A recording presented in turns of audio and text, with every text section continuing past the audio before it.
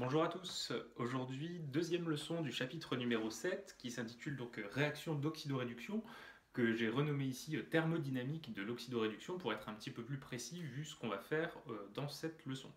Donc avant de commencer, allez sur le drive et récupérez le document de cours que vous allez pouvoir suivre au fur et à mesure et compléter si jamais il y a des parties à compléter. Alors, dans cette vidéo, on va traiter les deux premières parties seulement du polycopier, les autres parties viendront ensuite. Donc le grand 1 porte sur des généralités autour de l'oxydoréduction, et c'est plutôt une partie relativement facile. Et dans la partie grand 2, on va voir comment en oxydoréduction, on est amené à utiliser une grandeur que vous utilisez déjà en physique, qui est le potentiel électrique. Évidemment, les montages qu'on va faire lorsqu'on sera en chimie ne seront pas exactement les mêmes que ceux que vous avez l'habitude de faire en électrocinétique ou en électronique, et on verra justement comment le chimiste utilise différents montages pour mesurer un potentiel électrique.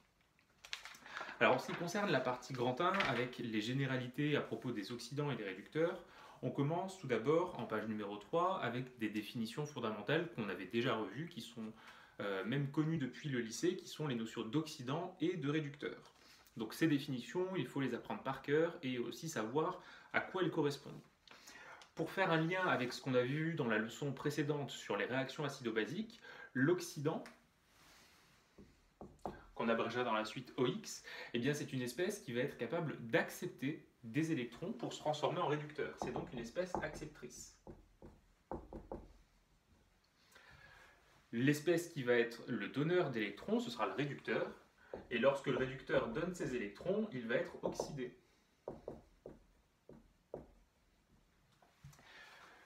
Finalement, pour passer d'un oxydant au réducteur associé, ou réciproquement, eh bien, il y a une particule qui est échangée. Cette particule, c'est l'électron.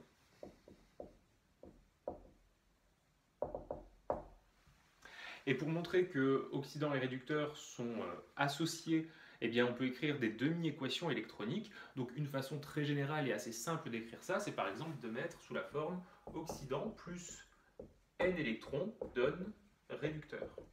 Ces demi-équations électroniques, elles peuvent avoir lieu dans les deux sens. Donc l'oxydant peut donner le réducteur associé et réciproquement, le réducteur peut refournir l'oxydant. Souvenez-vous du moyen mnémotechnique que je vous avais déjà donné en début d'année. L'oxydant, ça commence avec un O comme ogre, et c'est du côté de l'oxydant du coup que se trouveront les électrons. Donc ça c'est pour le paragraphe petit 1, pardon. Pour la suite, dans le paragraphe 2, on va reprendre rapidement les règles pour équilibrer des demi-équations électroniques. Je ne vais pas tout redétailler ici, les règles sont déjà écrites sur le document, à vous de les relire, et vous voyez que pour la partie petit a, ajustement des demi-équations en conditions acides, je vous ai mis des exercices d'application. Il y en a au total 4, je vous propose ici de faire les deux premiers, qui sont les deux couples de l'eau. Donc le premier couple, O2H2O. O2, c'est un composé qui est gazeux. L'eau, c'est le solvant, il est liquide. Pour équilibrer la demi-équation, on place de part et d'autre du signe égal l'oxydant et le réducteur. On équilibre l'élément principal qui est autre que O et H. Ici, il n'y en a pas. On équilibre les oxygènes en ajoutant H2O. On équilibre les hydrogènes en ajoutant des H+. Et enfin, on équilibre les charges en ajoutant des électrons. Ces électrons seront forcément, comme on l'a dit au-dessus, du côté de l'oxydant. Donc là, ici, on va mettre du côté du dioxygène 4 électrons. Si jamais vous avez un petit doute pour savoir si les électrons sont bien placés du côté de l'oxydant, je vous rappelle ici que lorsqu'on note un couple oxydant-réducteur, l'oxydant sera écrit à gauche, le réducteur à droite. C'est comme quand on prononce le mot oxydoréduction.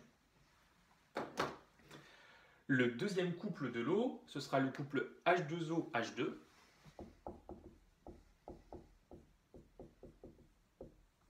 Dans ce couple, l'eau est à l'état liquide et H2, c'est un gaz dans les conditions habituelles de température et de pression. On fait la même technique, donc on place l'oxydant et le réducteur de part et d'autre du signe égal. On équilibre l'élément principal. Bon, ici, il n'y a pas d'élément principal, il n'y a que de l'oxygène et de l'hydrogène. On équilibre les oxygènes en ajoutant de l'eau. On équilibre les hydrogènes en ajoutant des H+. et on équilibre les charges en ajoutant des électrons. Donc là, ici, on va rajouter sur la gauche 2 électrons. On vérifie que les électrons sont bien du côté de l'oxydant. Et lorsqu'on ouvre un petit peu les yeux, on s'aperçoit que de part et d'autre du signe égal se trouve une molécule d'eau. Donc là, ici, on va pouvoir simplifier. Et par conséquent, en condition acide, le couple H2O-H2 peut s'écrire simplement 2H+, plus 2 électrons donne H2. À partir de là, avec un procédé d'identification, eh bien, l'espèce qui est du côté des électrons, c'est l'oxydant. Et lorsque l'oxydant capte ces électrons, il devient le réducteur. Du coup, en condition acide, et uniquement en condition acide, puisqu'on a nécessité de faire apparaître des H+, eh bien, le couple H2O-H2 peut être écrit de façon équivalente H+, H2. Donc ça, c'est quelque chose qui peut être un petit peu surprenant quand on ne l'a jamais vu, mais sachez-le, dans les exercices, ce sera utilisé assez fréquemment et sans forcément faire de rappel. Ça fait partie des connaissances fondamentales d'oxydoréduction à connaître. Pour les deux exemples suivants, avec MnO4- Mn2+, d'un côté Cr2O7- l'ion dichromate, et Cr3+, l'ion chrome 3, eh bien vous mettez la vidéo en pause un instant et vous équilibrez les demi-équations pour mettre ça dans votre cours. Quand vous l'avez fait, eh bien vous reprenez.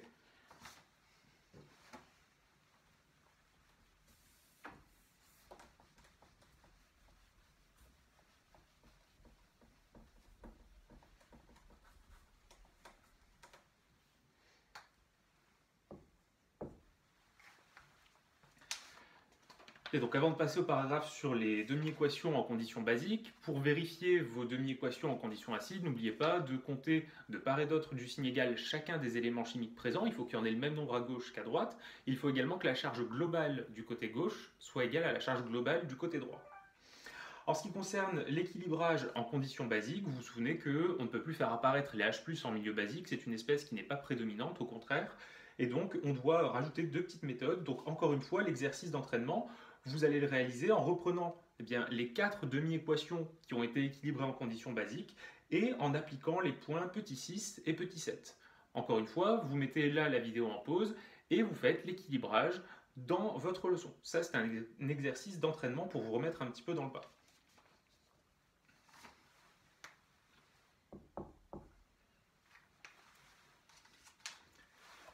Bien, donc une fois que les demi-équations ont été équilibrées en conditions basiques, on passe maintenant à la partie petit c qui porte sur l'établissement d'une équation bilan redox. Alors, une équation bilan ne devra jamais faire apparaître d'électrons. Pourquoi? Eh bien parce que des électrons dissous dans l'eau, c'est quelque chose qui n'existe pas. Et puisque ça n'existe pas, le chimiste ne peut pas l'utiliser pour rendre compte d'une transformation chimique. Pour autant, entre les oxydants et les réducteurs, il y a bien des échanges d'électrons.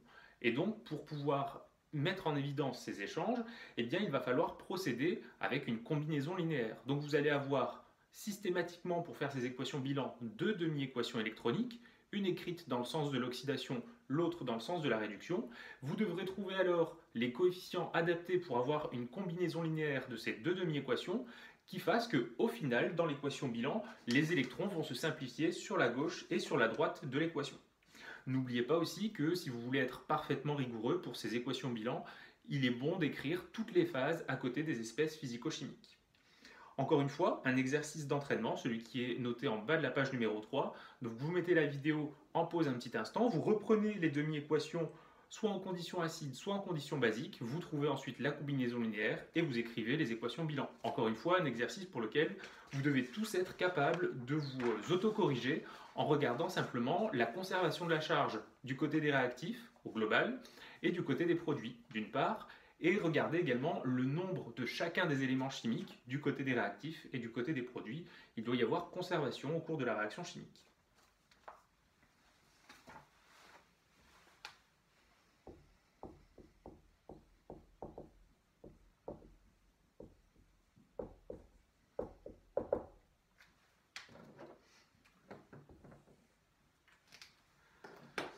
Alors pour la suite, dans le cadre du programme, il est explicitement demandé que vous connaissiez certaines espèces Alors, il faut connaître leur nom, leur formule brute, et également savoir si ce sont des oxydants ou des réducteurs. Donc, elles sont mentionnées dans le tableau en haut de la page numéro 4, et un petit exercice pour ceux qui souhaitent le faire, là c'est plus facultatif. Ces différentes entités chimiques, eh bien, vous pouvez essayer de représenter leur formule de Lewis, avec la méthode qu'on avait vue au cours du chapitre numéro 4. Alors en ce qui concerne les oxydants, les ions permanganate MnO4-, qui sont assez fréquemment utilisés dans les titrages, notamment dans une technique particulière qu'on appelle la manganimétrie.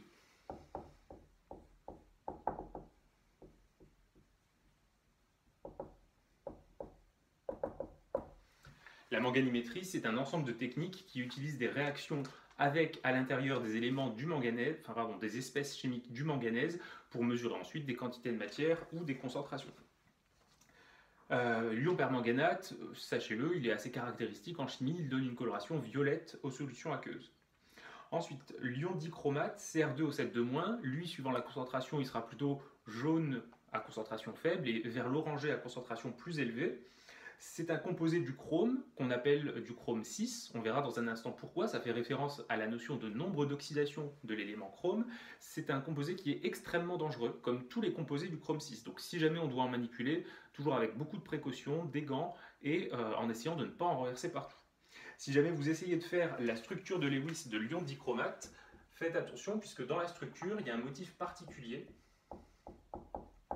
On voit un enchaînement CrO-Cr. Et l'ion va être symétrique, c'est-à-dire que là vous avez au centre un atome d'oxygène, vous en aurez 3 sur le chrome de gauche et 3 sur le chrome de droite. Un bon exercice serait également de rechercher les formules mésomères de l'ion dichromate, vous allez voir qu'il y en a pas mal.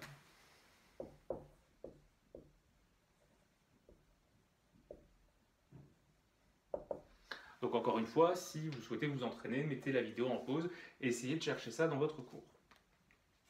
Ensuite, les ions hypochlorites, ClO-, eh bien, c'est un composé qu'on trouve dans l'eau de Javel, c'est ce qu'on appelle parfois dans le langage de tous les jours du chlore actif.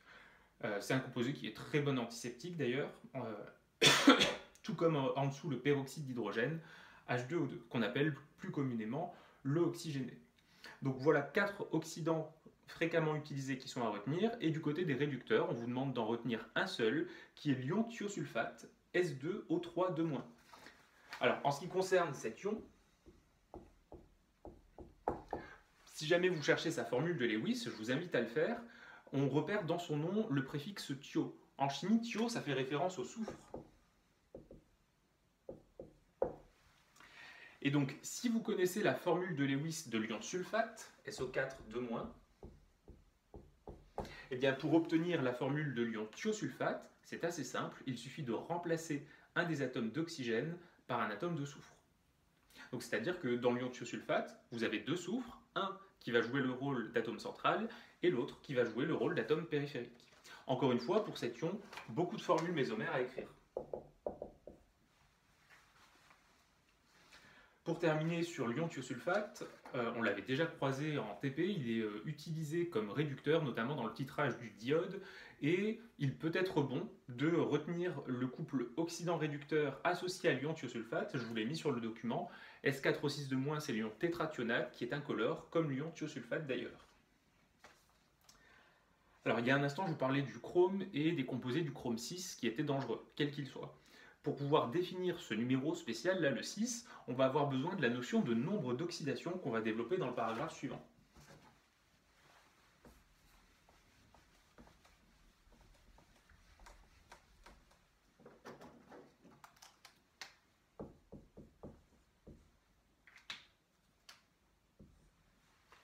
Alors concernant ce nombre d'oxydation, il y a 2 définitions possibles. Une définition qui est presque aussi simple que bonjour, c'est-à-dire qu'il suffit de se dire qu'est-ce que c'est un nombre, qu'est-ce que c'est une oxydation. Un nombre, c'est simplement une valeur numérique, okay, et une oxydation, c'est un processus au cours duquel un électron est retiré.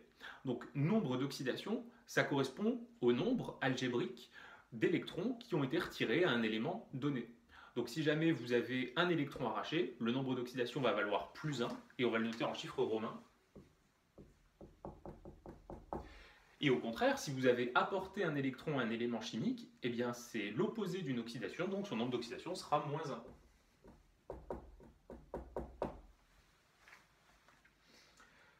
Une autre façon de définir cette grandeur, c'est quelque chose d'un petit peu plus compliqué à comprendre puisque la phrase est un peu complexe. Je vous ai mis que c'est la charge de l'ion monoatomique issue de ruptures hétérolytiques des liaisons chimiques. Une rupture hétérolytique, c'est une rupture dissymétrique.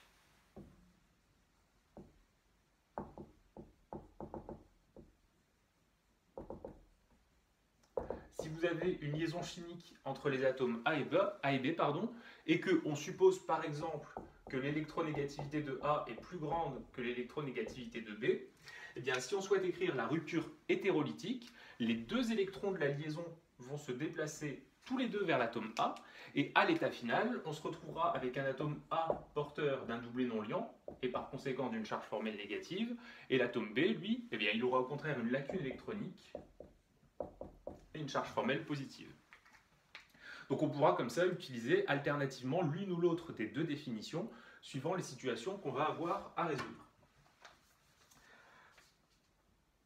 Juste en dessous, je vous ai mis une remarque très importante. On peut définir le nombre d'oxydation d'un élément chimique, mais pas d'une molécule. Par exemple, vous pourrez dire, dans la molécule d'eau, le nombre d'oxydation de l'élément hydrogène égale plus 1. Par contre, si vous écrivez que le nombre d'oxydation de H2O égale plus 1, ça c'est une notation qui n'a aucun sens, et évidemment il faudra ne pas écrire les choses sous cette forme. Bien, maintenant qu'on a posé ces définitions, on va faire le petit exercice d'entraînement qui se trouve juste en dessous avec les 5 entités chimiques que je vous propose.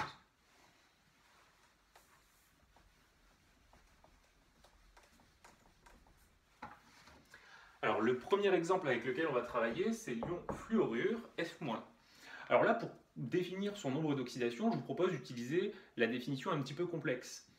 L'ion fluorure, il est constitué d'un seul et unique atome, on dit donc que c'est un ion monoatomique, et vous voyez que la charge de cet ion monoatomique, c'est -1. Par conséquent, on peut d'ores et déjà dire que dans l'ion fluorure, le nombre d'oxydation de l'élément fluor est égal à -1.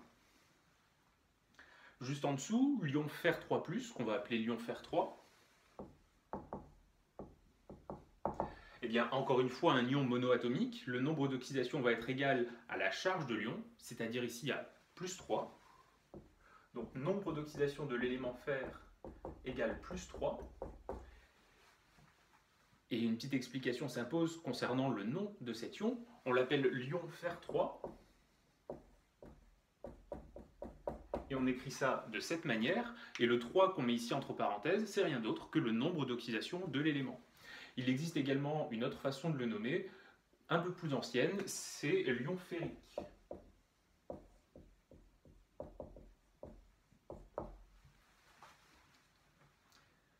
Une petite remarque peut-être, si jamais on s'intéresse à l'ion Fe2+, bon, son nombre d'oxydation sera égal à +2.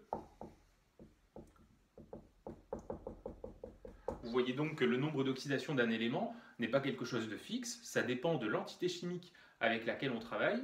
Et si jamais on souhaite noter l'ion Fer2+, si on souhaite nommer l'ion Fer2+, on pourrait l'appeler tout à fait l'ion Fer2. Et le nom en nomenclature plus habituelle, ce serait l'ion ferreux.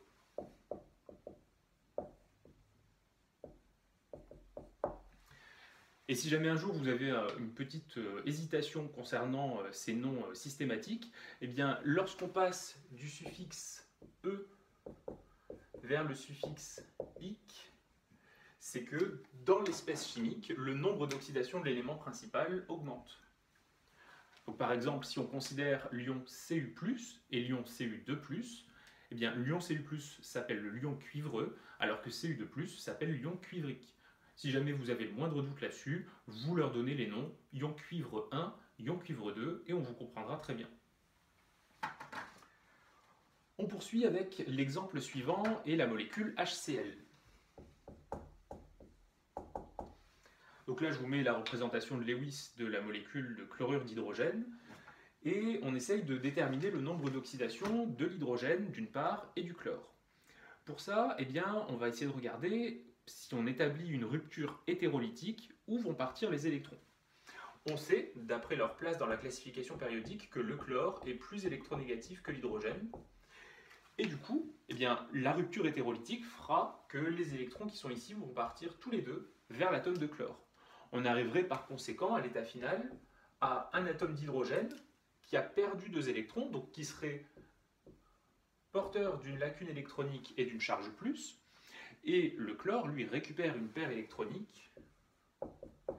On a alors le chlore sous forme d'ion chlorure, Cl-. Vous voyez que ces ruptures hétérolytiques de liaison nous forment des ions monoatomiques pour lesquels il est facile de déterminer le nombre d'oxydations. Ici, pour H+, eh bien, le nombre d'oxydations vaut plus 1, c'est-à-dire sa charge, et pour Cl-, le nombre d'oxydations vaut moins 1.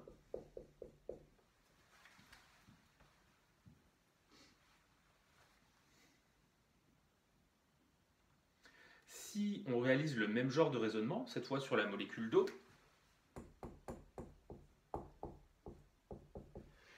nous savons que l'oxygène est plus électronégatif que l'hydrogène. Par conséquent, les ruptures de liaison hétérolytiques vont donner les électrons à l'atome d'oxygène. Et donc, après avoir réalisé ces ruptures, on va obtenir 2 ions H+, et un ion oxyde, O2-. Et à partir de là, on pourra donc dire que dans la molécule d'eau, le nombre d'oxydation de l'oxygène vaut moins 2, et le nombre d'oxydation de l'hydrogène plus 1.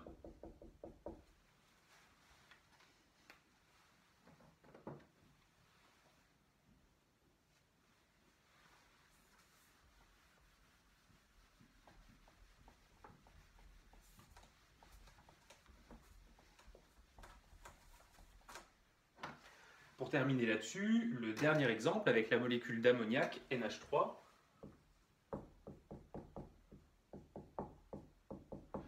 Donc dans l'ammoniac, l'azote est l'atome le plus électronégatif.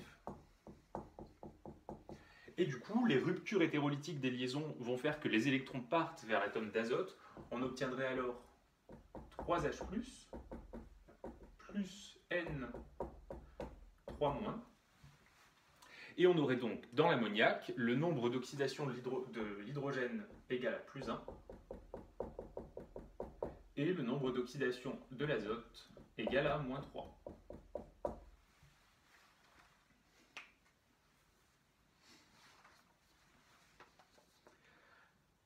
Donc là, on voit que sur ces quelques exemples, il y a des valeurs de nombre d'oxydation qui reviennent de façon assez fréquente. Par exemple, l'hydrogène ici, on l'a croisé plusieurs fois et à chaque fois il était au nombre d'oxydation plus 1.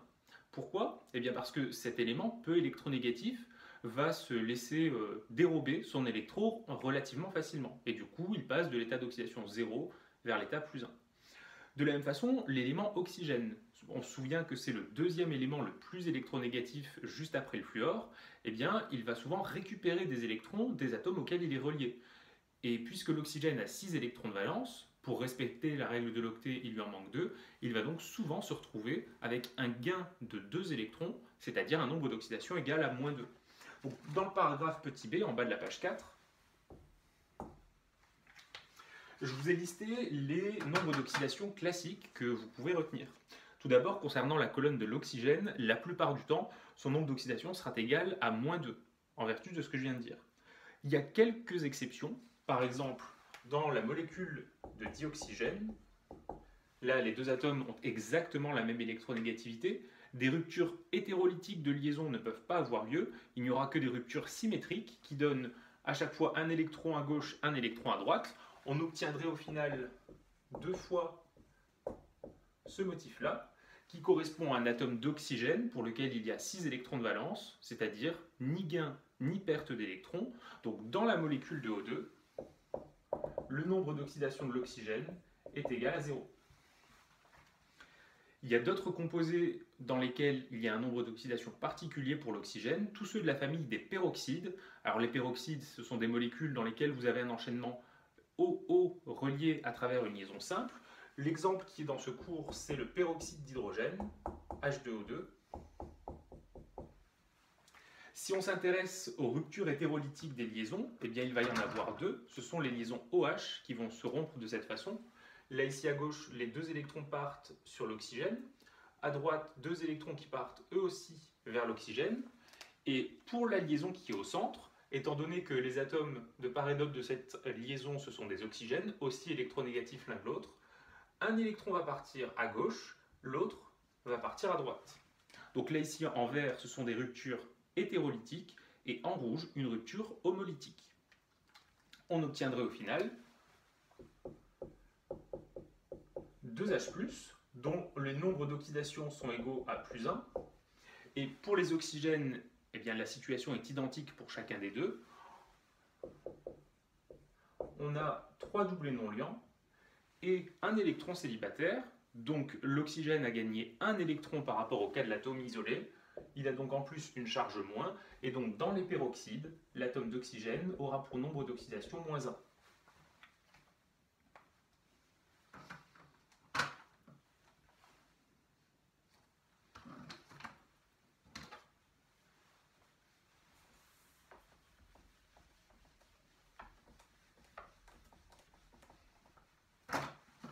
En ce qui concerne la colonne la plus à droite, pour l'élément hydrogène, donc son nombre d'oxydation le plus classique, c'est +1, lorsqu'il est relié à un atome plus électronégatif que lui. Deux exceptions, dans la molécule de dihydrogène, comme pour la molécule de dioxygène, pas de rupture hétérolytique possible, donc on obtient, après une rupture homolytique, 2H points, qui sont des atomes d'hydrogène. Aucun gain ni aucune perte d'électrons, donc nombre d'oxydation égale 0. Et dans certains composés de la famille des hydrures, ces hydrures ils sont définis lorsque l'hydrogène est relié à un atome moins électronégatif que lui. Et dans ces cas-là, une rupture donnerait des électrons à l'atome d'hydrogène. Un exemple, pourquoi pas avec l'hydrure de sodium. Donc l'hydrure de sodium, sa formule brute, c'est NaH. Si jamais on s'intéresse à sa représentation de Lewis, le sodium a 3 orbitales atomiques vides, donc 3 lacunes électroniques. Il est relié à l'atome d'hydrogène par une liaison a priori covalente. Et lorsqu'on s'intéresse à l'électronégativité des éléments, l'hydrogène est moins électronégatif que le sodium. Du coup, si on fait la rupture hétérolytique de la liaison, l'atome le plus électronégatif qui récupère les électrons, c'est l'hydrogène. Pardon, j'ai écrit l'inverse ici, c'est l'hydrogène le plus électronégatif des deux. Donc l'hydrogène récupère les électrons. Et on se retrouverait à la fin avec un ion sodium, Na+, porteur de 4 lacunes. Et ce composé-là, donc un atome d'hydrogène qui porte un doublé non liant d'électrons, il sera chargé négativement, et c'est ce qu'on appelle un ion hydrure.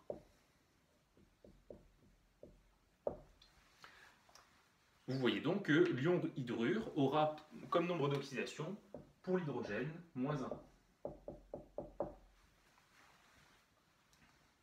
Et concernant le sodium, eh bien, son nombre d'oxydation, c'est sa charge, +1.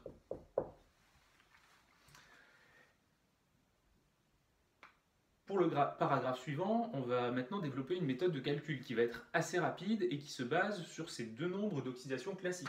Donc ce que vous retenez bien de ce paragraphe-là, c'est que la plupart du temps, pour l'oxygène, le nombre d'oxydation est égal à -2. Attention si vous avez un peroxyde.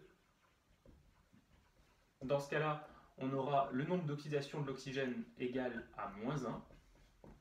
Et pour l'hydrogène, le nombre d'oxydation sera la plupart du temps égal à +1. Donc ça, c'est vraiment le paragraphe à retenir.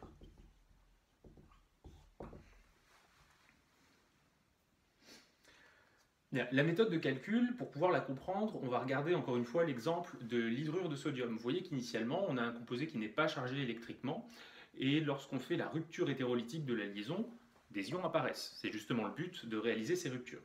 Vous remarquez aussi que la somme des charges électriques des ions va être égale à la charge initiale. Dans cet exemple-là, c'est égal à 0. On va se baser là-dessus pour la méthode de calcul du paragraphe petit c.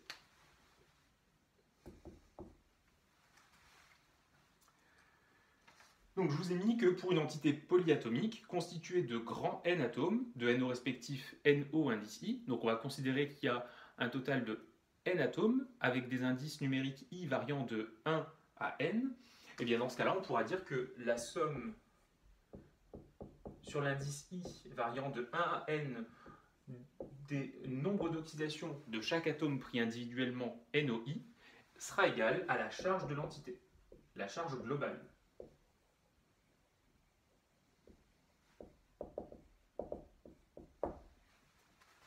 Cette formule, relativement simple, on va l'illustrer avec quelques exemples.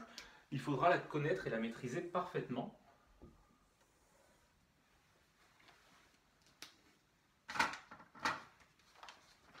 Et donc, pour pouvoir s'entraîner justement à l'utiliser, eh bien, on va faire l'exercice qui se trouve en haut de la page 5.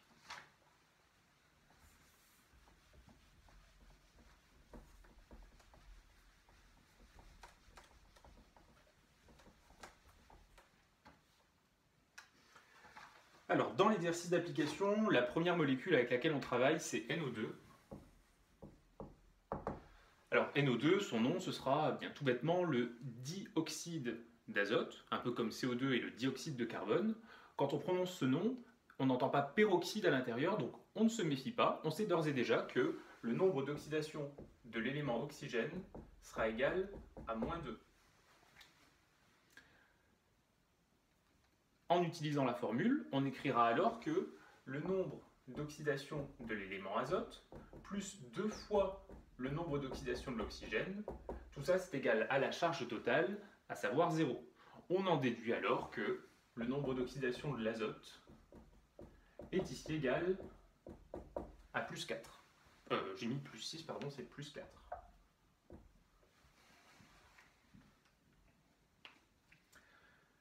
Deuxième exemple, ClO-, l'ion hypochlorite.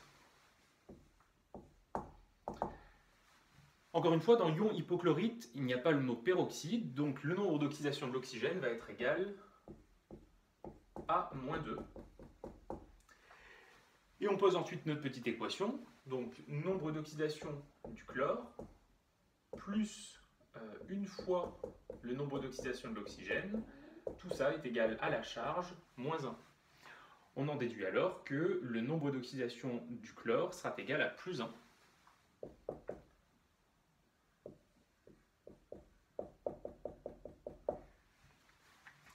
Et ce résultat, eh bien, on peut le retrouver également en se souvenant que le chlore est un petit peu moins électronégatif que l'oxygène, donc lorsqu'il est relié à l'oxygène, forcément, il perd un électron. Pour l'exemple suivant, l'ion permanganate, celui de couleur violette en solution aqueuse, MnO4-. Encore une fois, dans permanganate, il n'y a pas peroxyde, donc l'oxygène sera à -2. Et on pose ensuite notre petite équation, nombre d'oxydation du manganèse plus 4 fois le nombre d'oxydation de l'oxygène. Tout ça, c'est égal à, j'ai mis 0, mais c'est pas égal à 0, la charge ici vaut -1. Donc méfiez-vous ici. Le -1 correspond à la charge qui est là. Et on trouve donc, pour le manganèse, un nombre d'oxydation qui vaut +7.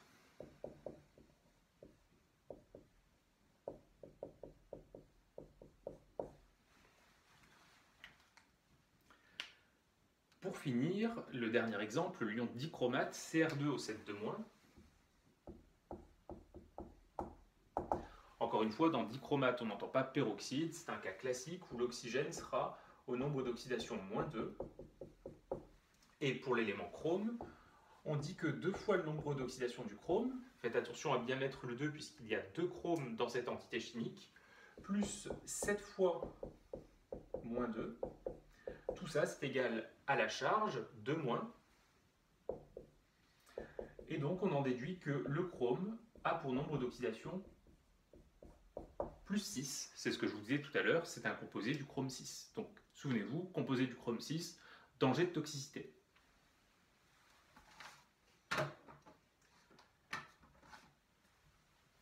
Alors, toujours concernant ces nombres d'oxydation, eh bien, le paragraphe suivant, c'est des questions qu'on pourrait vous poser dans les sujets de concours. C'est également quelque chose qui peut être utile pour vérifier les valeurs de nombre d'oxydation que vous calculez. Par exemple, là ici, si on reprend le cas de l'ion manganèse, Nombre d'oxydation égale plus 7, c'est relativement élevé. Est-ce qu'on peut vraiment atteindre un état plus 7?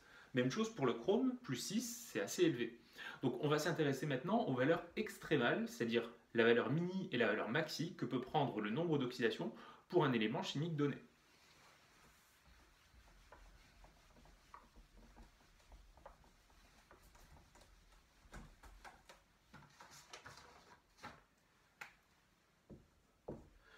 Donc là, c'est le paragraphe petit d qui se trouve en haut de la page numéro 5. Concernant le nombre d'oxydation minimale, eh bien, ce sera associé au phénomène de réduction. Combien un élément sous forme d'atome peut-il gagner d'électrons? La réponse c'est autant que nécessaire jusqu'à saturer sa couche de valence. En ce qui concerne le nombre d'oxydation maximale, ça correspond au phénomène d'arrachage d'électrons. Combien un atome peut-il perdre d'électrons? Autant qu'il en a dans sa couche électronique de valence. Vous vous souvenez qu'en chimie, lorsqu'on fait de la réaction, on ne s'intéresse qu'aux électrons de valence. Les électrons de cœur ont des énergies trop basses pour pouvoir réagir. À partir de là, on aura du coup une plage dans laquelle sera comprise le nombre d'oxydation. Faites attention, ces calculs qu'on va réaliser ici sont surtout des calculs théoriques. Donc, parfois, le nombre d'oxydation, par exemple minimal, ce sera une valeur qui ne sera jamais atteinte dans aucun composé physico-chimique réel. Pour vous entraîner là-dessus, différents exemples qu'on va prendre tout de suite, en commençant par l'atome d'hydrogène. Alors l'atome d'hydrogène, il a pour numéro atomique 1, pour configuration électronique 1s1, et du coup, si on veut saturer sa couche électronique de valence, on va devoir atteindre la règle du Dewey, donc lui ajouter un électron. Par conséquent, pour l'hydrogène, le nombre d'oxydation minimal, c'est -1, qui correspond du coup à l'ion hydrure, H-.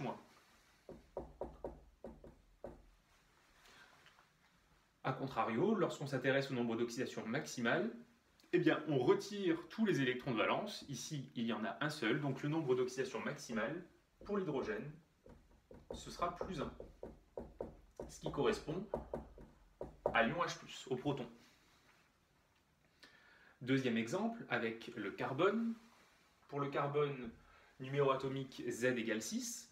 Il est sur la 14e colonne de la classification périodique. Par conséquent, il a 4 électrons de valence. Si on souhaite lui faire respecter la règle de l'octet, il lui manque 4 électrons de valence. Par conséquent, son nombre d'oxydation minimal, ce sera égal à -4. Des exemples de composés pour lesquels le carbone est à -4, un cas relativement courant, le méthane, CH4. Si on considère que le carbone est plus électronégatif que l'hydrogène, ce qui est vrai,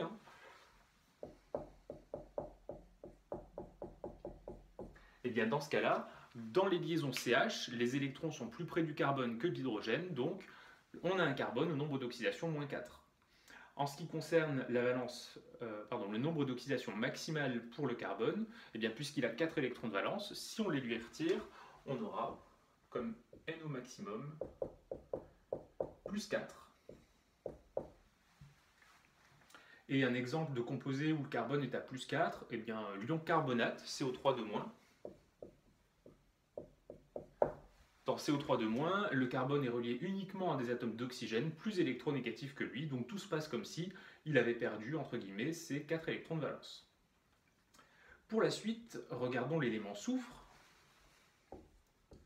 Le numéro atomique du soufre, Z égale 16, il se trouve dans la 16e colonne de la classification périodique, il a donc 6 électrons de valence.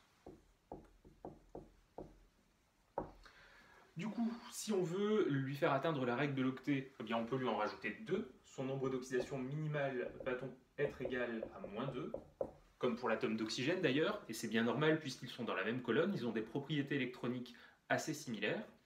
Et en ce qui concerne le nombre d'oxydation maximale, on lui retire tous ses électrons de valence, et on sera du coup ici à +6. Concernant un composé donc à -2 pour le soufre, on peut prendre l'hydrogène sulfuré, H2S, et pour lequel on aura un nombre d'oxydation égal à +6. Il y en a plusieurs, on en a déjà vu certains, comme l'hexafluorure de soufre, SF6, ou l'ion sulfate, SO4 2-.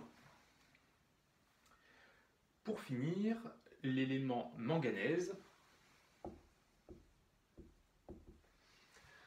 Manganèse, numéro atomique 25, il est sur la 7e colonne de la classification périodique, il a donc 7 électrons de valence.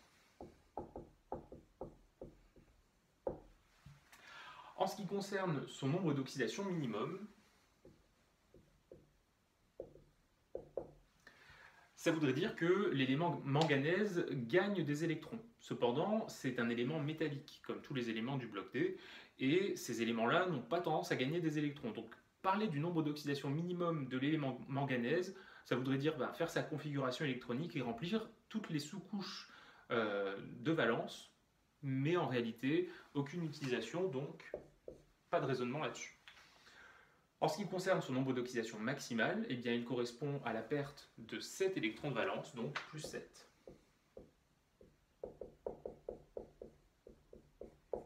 Plus 7, c'est la valeur qu'on avait calculée il y a un instant dans l'ion permanganate MnO4-.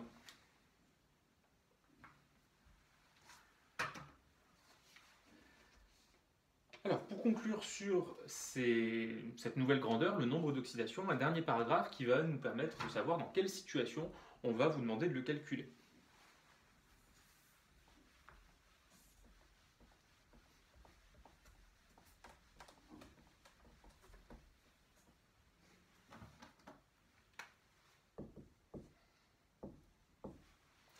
Alors, parmi les différentes utilisations du nombre d'oxydation, on peut citer la reconnaissance de l'oxydant et du réducteur dans un couple. Dans un couple, on aura des espèces qui ont le même élément principal, par exemple du fer, et si on s'intéresse au nombre d'oxydation du fer dans l'une et l'autre des deux entités chimiques, eh bien l'oxydant aura toujours un nombre d'oxydation associé plus élevé que dans le cas du réducteur. On va prendre un exemple pour illustrer ça. Si on considère l'hydroxyde de fer 3, FeOH 3 fois, et les ions fer de plus. Comment faire pour savoir quel est l'oxydant et quel est le réducteur du couple associé à l'élément fer dans ces deux espèces? Bien, on calcule le nombre d'oxydation. Donc, pour Fe2+, c'est assez rapide. Le nombre d'oxydation du fer, c'est plus 2. Pour l'autre espèce, c'est un petit peu plus coriace. L'hydroxyde de fer, eh bien, l'hydrogène sera plus 1, valeur classique. L'oxygène sera moins 2. On écrit la petite formule, somme des nombres d'oxydation égale à la charge de l'entité, ici 0, et on trouvera, pour le fer, un nombre d'oxydation plus 3. Par conséquent, le couple oxydant-réducteur qu'on va pouvoir écrire entre ces deux espèces-là, ce sera FeOH 3 fois slash Fe de plus.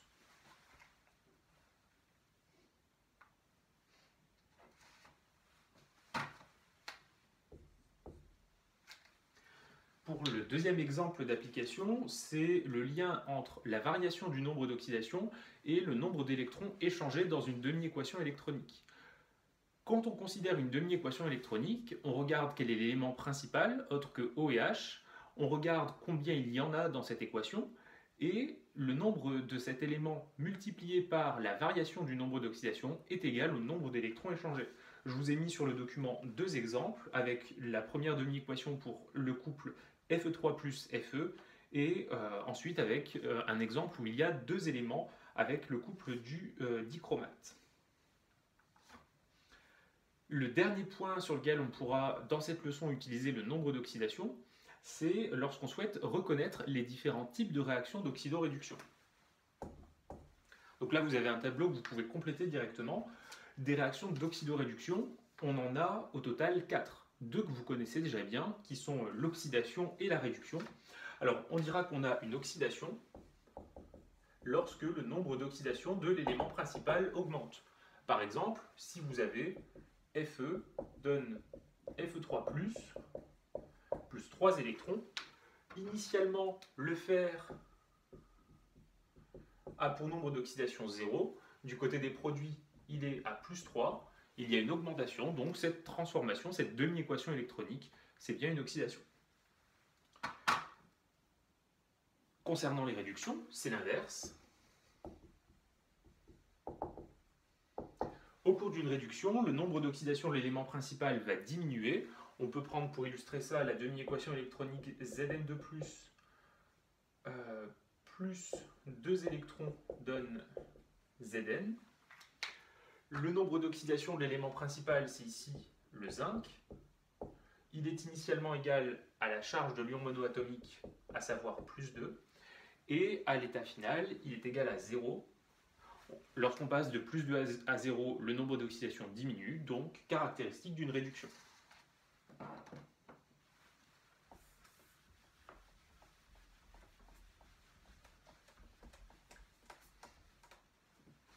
Les deux derniers exemples d'oxydoréduction sont nouveaux. Le premier des deux, c'est la dismutation.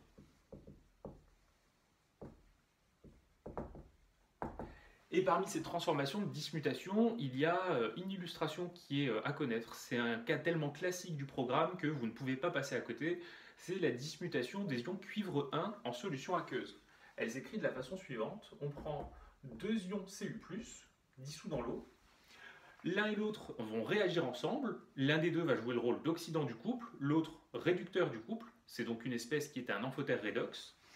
Et on obtiendra un ion Cu2+, stable dans l'eau, et du cuivre métallique. Si on analyse l'évolution du nombre d'oxydation de l'élément cuivre, qui est ici l'élément principal, on constate que dans Cu+, son nombre d'oxydation c'est égal à plus 1. Dans les produits, Cu2+, son nombre d'oxydation vaut plus 2, et pour le cuivre métallique, le nombre d'oxydation vaut 0.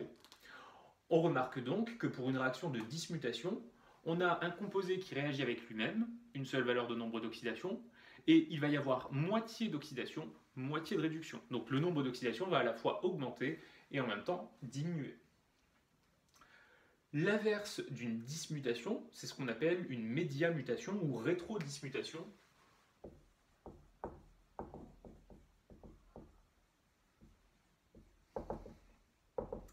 Et cette fois-ci, eh bien, c'est, si vous voulez un exemple simple, vous reprenez celui du dessus et vous inversez la position des réactifs et des produits. Je vous en propose un autre pour élargir un petit peu le champ des exemples. Les ions fer de plus, eh bien, ils peuvent réagir avec eux-mêmes pour fournir un composé. Non, pardon, c'est l'inverse que je dois écrire. C'est dans l'autre sens. C'est les ions fer 3+. Et le fer métallique peuvent réagir ensemble. Le fer 3+, son nombre d'oxydation vaut 3, il joue le rôle d'oxydant. Le fer métallique, son nombre d'oxydation vaut 0, il joue le rôle de réducteur. Et ils vont former des ions fer de plus. Si on veut équilibrer la demi-équation électronique, on va prendre, pardon, pas électronique, justement l'équation de la réaction, on va prendre 2 ions fer 3+, et 3 ions fer de plus. On a du côté gauche 3 éléments fer, même chose à droite, une charge globale 2 x 3, 6, et ici 3 x 2, 6. Lorsqu'on analyse le nombre d'oxydation de l'élément fer, bien dans Fe3+, il vaut plus 3, dans le fer métallique, il vaut 0, et le produit, il y en a un seul, de nombre d'oxydation plus 2. Vous voyez bien qu'on est dans une situation inverse de la précédente où deux espèces d'un même élément chimique, de nombre d'oxydations différentes, vont réagir pour fournir un produit avec évidemment un seul nombre d'oxydations.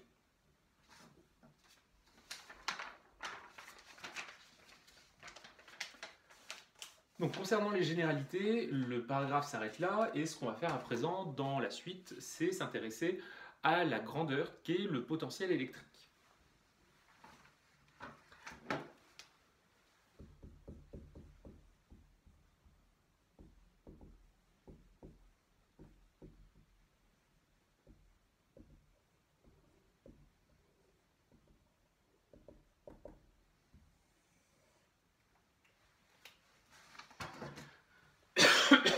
Alors, avant de commencer ce paragraphe, un petit point d'abord concernant les notations.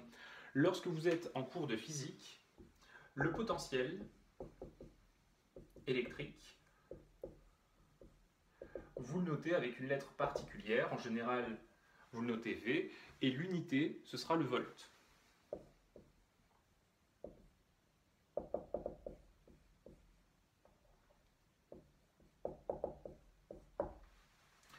Lorsqu'on est en chimie, plus particulièrement en électrochimie, eh bien, le potentiel électrique, on ne va pas le noter V, simplement parce qu'en chimie, grand V, c'est la notation qu'on réserve pour le volume du système réactionnel.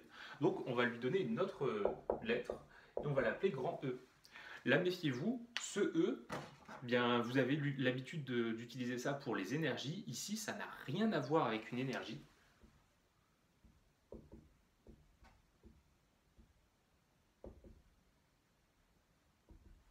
Et par conséquent, eh bien, l'unité, ce sera comme en physique, ce sera des volts. Donc dans la suite du cours, lorsqu'on parlera du potentiel électrochimique, eh bien, j'utiliserai la lettre grand E.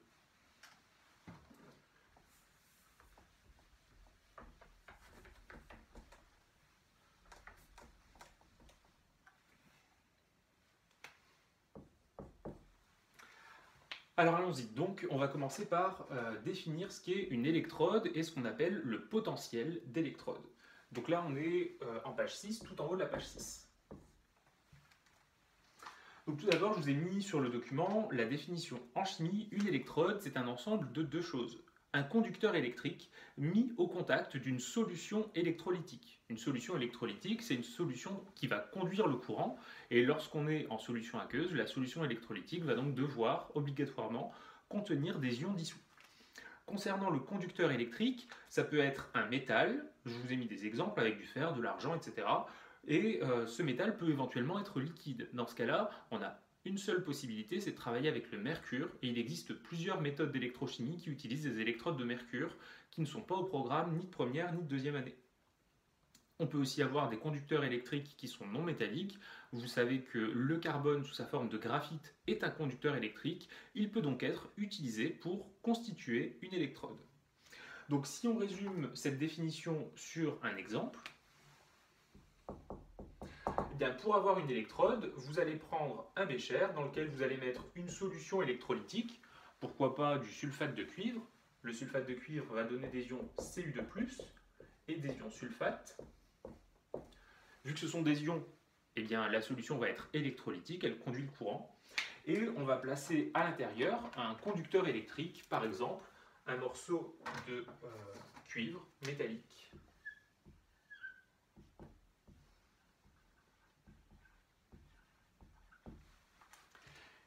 Et par conséquent, une fois qu'on a fait cette mise en contact entre la lame de cuivre et les ions Cu2+, eh bien, tout cet ensemble, on va appeler ça une électrode.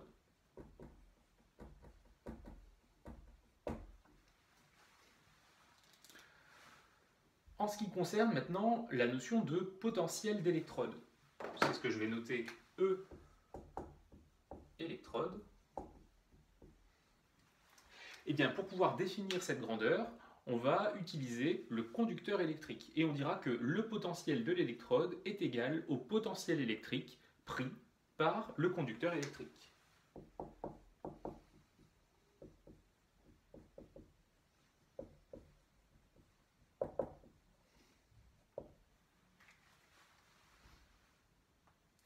Concernant ces électrodes, donc là ici on en a un premier exemple. On détaillera les différents types d'électrodes dans une prochaine vidéo. Pour autant, on peut quand même continuer en essayant de passer de cette définition qui est très expérimentale du potentiel d'électrode vers une façon plus théorique de le calculer. Donc lorsqu'on s'intéresse à ce potentiel et lorsqu'on fait de l'oxydoréduction, on travaille avec des couples oxydant-réducteurs. Quel est le lien qui existe entre le potentiel d'une électrode et le potentiel d'un couple oxydant-réducteur? C'est ce qu'on voit dans le paragraphe 2. Donc pour illustrer ce paragraphe, on considère un couple redox, peu importe lequel, je vais le noter de façon générale, ox-red. Donc là ici on a deux espèces qui sont conjuguées, et si on essaye de définir le potentiel du couple,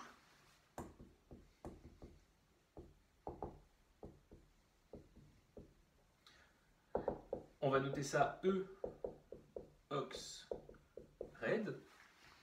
Et bien pour pouvoir le définir, on utilise une électrode. Et le potentiel du couple va être égal au potentiel d'une électrode pour laquelle le conducteur métallique est en contact à la fois avec l'oxydant du couple et également avec le réducteur.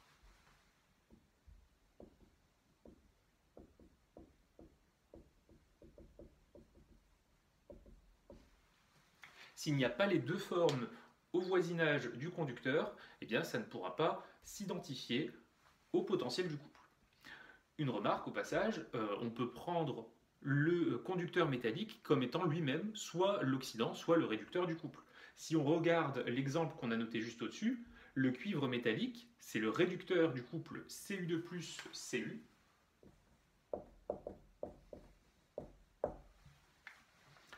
Et par conséquent, l'électrode qu'on a constituée tout à l'heure, eh bien, elle permet de définir par ce conducteur électrique le potentiel du couple Cu2+, Cu.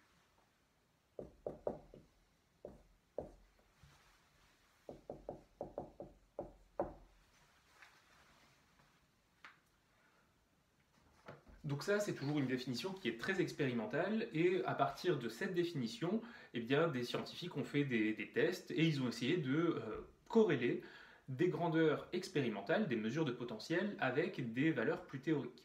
Il y a notamment une personne qui a laissé son nom puisqu'il a permis de donner une relation qui est le fondement de la thermodynamique de l'oxydoréduction. C'est M. Nernst qui a du coup proposé une façon de calculer ce potentiel d'un couple Oxred uniquement à partir de grandeurs qui sont des constantes thermodynamiques.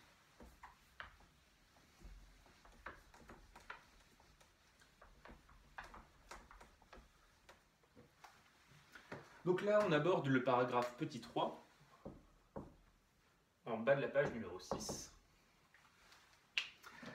Alors, la formule qu'on va voir maintenant, elle est prise avec des notations générales, qui ressemblent du coup à des notations mathématiques, et elle va paraître un petit peu difficile à cerner et à utiliser. Pour autant, ne paniquez pas, puisque vous allez voir qu'on va l'écrire des dizaines et des dizaines de fois d'ici la fin de l'année, et à force de répéter les mêmes gestes, vous allez finir par apprendre cette relation sans même faire d'effort de mémorisation. Donc pour pouvoir noter de façon générale une demi-équation électronique, j'ai pris la notation suivante. On appelle NOx le nombre stoichiométrique dans la demi-équation électronique associé à l'oxydant OX. Du côté de l'oxydant se trouvent aussi les électrons. On va noter petit n le nombre d'électrons échangés. Et il peut aussi y avoir tout un tas d'espèces chimiques qui apparaissent. Il peut y avoir des H+, des Cl-, des molécules d'ammoniac. J'ai choisi d'utiliser la notation suivante. On va prendre une somme sur des espèces qu'on a numérotées I variant de 1, mettons, à grand N, des espèces A indice I avec un nombre stoichiométrique alpha I.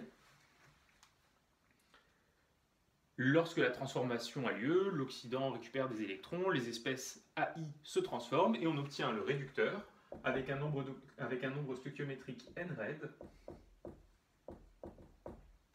plus, pas d'électrons cette fois, puisque c'est le réducteur qu'on considère, plus d'autres espèces issues de celles-ci qui ne sont pas les mêmes. Donc on va les noter cette fois des espèces bêta-I, BI. On va changer l'indice, on va mettre J variant de 1 à grand M, puisqu'il n'y a pas forcément de corrélation entre les deux. Bêta J va correspondre au nombre stoichiométrique et BJ à une espèce chimique. Donc par exemple, BJ, c'est un ion H+, et bêta J3, son nombre stoichio.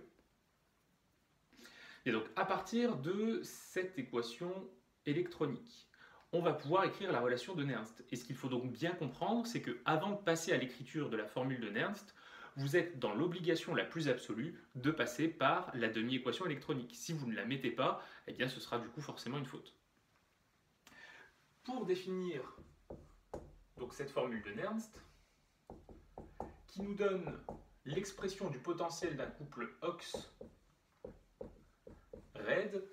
on va devoir passer par la définition de plusieurs termes, qu'on fera dans un instant. Pour l'instant, on écrit la relation. Le potentiel du couple va se détailler sous forme d'une grandeur qui est une constante, qu'on va noter E exposant 0, qui est le potentiel standard associé au même couple, Ox-Red, plus un terme qui est assez long. Alors, on va trouver R fois T sur N fois F. On définit ça dans une seconde. Et le terme suivant, c'est un logarithme népérien assez compliqué à écrire. Au numérateur, on va toujours mettre ce qui concerne le côté de l'oxydant. et plus particulièrement, ce seront des activités qu'on va placer, puisque dans le logarithme, on doit mettre uniquement un argument adimensionné. Donc on va mettre l'activité de l'oxydant, puissance son nombre stoichiométrique, NOx, multiplié par les électrons, eux, leur nombre intervient ici, pas besoin de les mettre dans le logarithme, et les espèces chimiques vont intervenir là également. On va mettre le produit sur l'indice I variant de 1 à grand N de l'activité de chacune des espèces AI à la puissance de son nombre stoichiométrique alpha I. En ce qui concerne le dénominateur de cette fraction, c'est quelque chose de symétrique, mais concernant cette fois le côté du réducteur. On va donc avoir l'activité du réducteur puissance son nombre stoichiométrique fois le produit pour l'indice J variant de 1 à grand M de l'activité de l'espèce bêta J puissance son nombre de l'espèce BJ puissance son nombre stoichiométrique bêta J.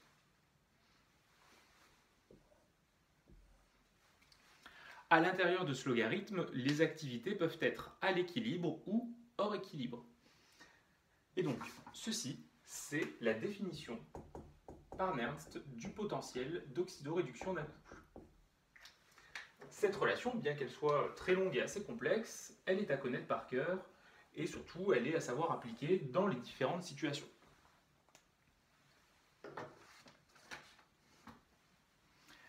Alors, en ce qui concerne la définition des différents termes, vous avez de la place sur le haut de la page numéro 7.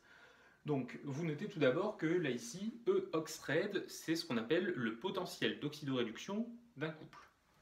Concernant son unité, ce potentiel s'exprime en volts. Ensuite, E0, c'est le potentiel d'oxydoréduction standard du même couple, qui va par conséquent s'exprimer en volts lui aussi. Donc E0, potentiel d'oxydoréduction standard. Ce potentiel standard, c'est une constante thermodynamique, et donc dans les exercices, on vous donnera les valeurs de E0. Du côté droit de l'équation, le logarithme va être adimensionné, par conséquent, le terme RT sur NF va être lui aussi en volts, forcément, pour avoir quelque chose d'homogène. Et en ce qui concerne les termes qui sont à l'intérieur, R, c'est la constante des gaz parfaits, 8,314 joules Kelvin moins 1, mol moins 1. T, la température thermodynamique en Kelvin. N, c'est le nombre d'électrons échangés dans la demi-équation électronique, sans unité. Et F, c'est une constante qu'on appelle le Faraday. Et le Faraday, ça correspond en valeur absolue à la charge d'une mole d'électrons. Par conséquent, un Faraday, c'est égal à la charge élémentaire fois le nombre d'Avogadro. Étant donné que la charge d'un électron s'exprime en coulombs, que le nombre d'Avogadro, c'est des entités par mol, c'est des moles moins 1. Du coup, le Faraday, ce sera des coulombs mol moins 1. Vous pouvez faire le calcul en prenant pour la charge élémentaire 1,602 10 puissance moins 19 coulombs, pour le nombre d'Avogadro 6,022 fois 10 puissance plus 23 mol moins 1, et vous trouverez pour le Faraday une valeur approximée qui est de 96 500 coulombs mol moins 1. Donc méfiez-vous, dans les sujets, on pourrait ne vous donner que la valeur de la charge élémentaire et du nombre d'Avogadro, et à vous du coup ensuite de calculer la valeur du Faraday.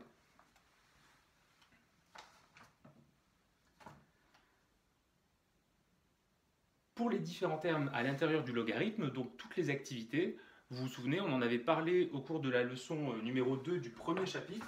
Il va falloir réviser cette leçon si elle n'est pas claire pour vous.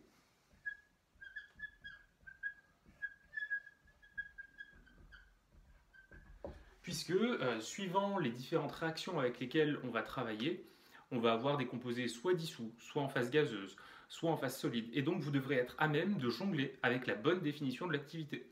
Donc là, si jamais vous avez des petits soucis là-dessus, ça peut être l'occasion pour vous de mettre la vidéo en pause, reprendre votre leçon, faire un petit rappel d'abord sur les différentes expressions possibles pour l'activité, et une fois que vous êtes bien au clair là-dessus, on reprend pour la suite. Et justement, dans la suite, je vous propose un exercice d'entraînement qui est du coup en page numéro 7 avec différents couples oxydants-réducteurs pour lesquels on va s'entraîner à écrire la relation de Nernst qui est donc du coup la formule encadrée en rouge.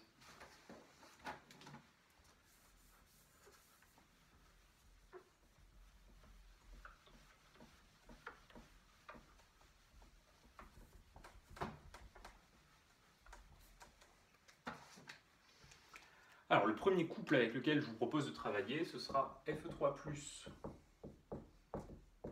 Fe2+.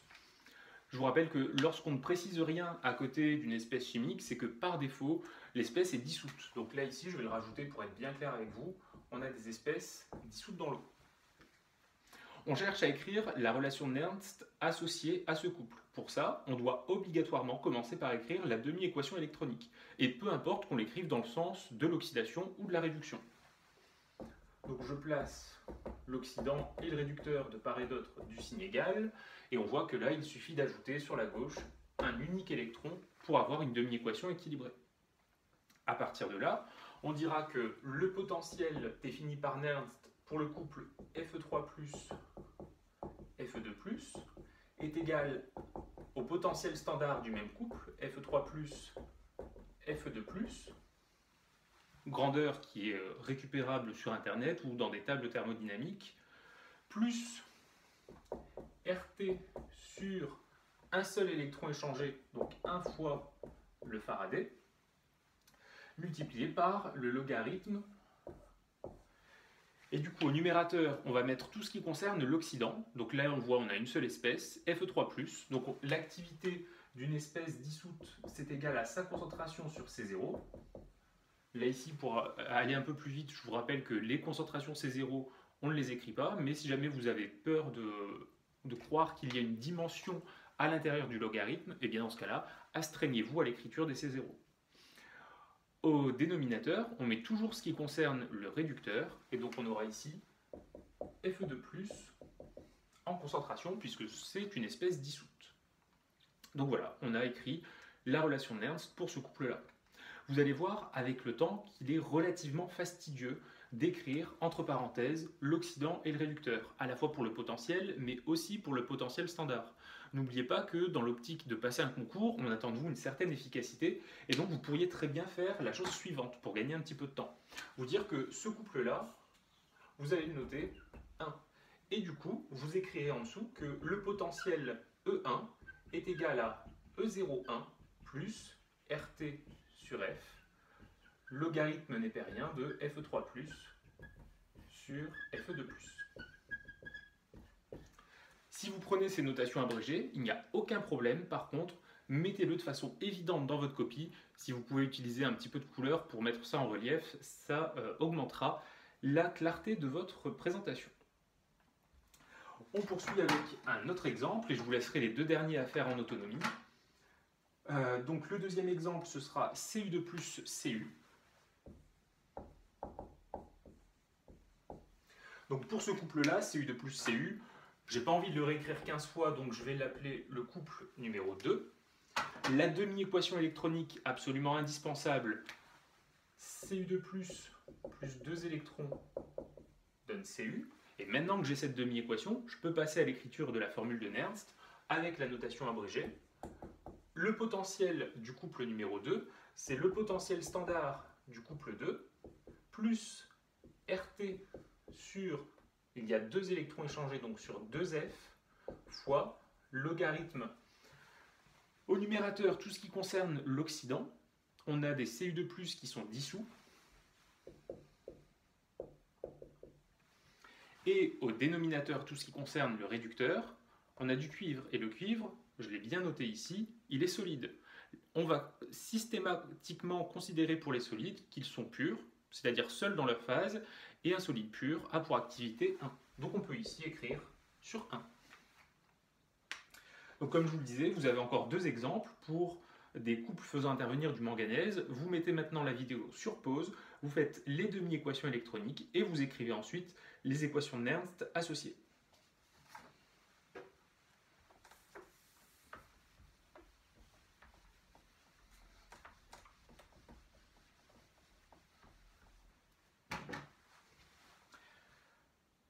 On poursuit toujours avec la formule de Nernst et le paragraphe petit b qui se trouve en page 7. Dans ce paragraphe-là, on va développer une notation approximée. Pourquoi? Eh bien parce que lorsqu'on travaille en solution aqueuse, je vous ai dit qu'on choisit une température de travail qui est une température commune, 298 Kelvin, ce qui correspond à 25 degrés Celsius. Et par conséquent, lorsqu'on est à cette température, le terme RT sur NF fois log de tout ce qu'il y a à l'intérieur, eh bien ça c'est à peu près égal à 0,06 fois log en base 10 de la même chose au niveau de l'argument. Vous faites attention ici, on est passé à un log décimal. En d'autres termes, ça veut dire que le coefficient R fois 298 divisé par le Faraday fois ln de 10, ça c'est égal à peu près à 0,06 volts. Et c'est parce qu'on a mis ici le ln de 10 qu'on peut se permettre du coup de passer non plus du logarithme népérien mais de prendre le logarithme décimal. Donc pour la suite, on utilisera la relation suivante. À 298 Kelvin, qui nous dit que le potentiel du couple Ox-Red est égal au potentiel standard du même couple, plus 0,06 sur n, avec le petit n qui est ici, qui correspond au nombre d'électrons échangés dans la demi-équation électronique,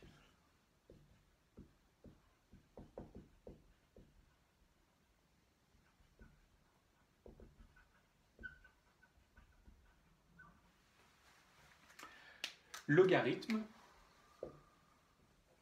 de tout ce qui concerne l'oxydant, donc activité de l'oxydant puissance son nombre stoichiométrique, fois le produit pour l'indice I variant de 1 à grand N de l'activité de AI puissance alpha I, divisé par l'activité du réducteur puissance son nombre stoichiométrique, fois le produit pour l'indice J variant de 1 à grand M des activités des espèces Bj puissance leur nombre stoichiométrique βj. Donc dans la suite du cours, vous verrez que systématiquement, c'est cette expression-là qu'on utilisera.